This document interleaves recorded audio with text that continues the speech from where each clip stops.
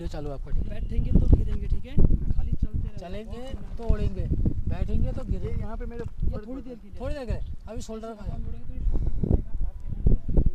ये तो टाइट हो गया ना मेरा। अभी थोड़ी देर के लिए, अभी पायलट बैंड हुआ है ना, बैग हुआ है, अभी जब सीधे आएगा तो सब फ्री है।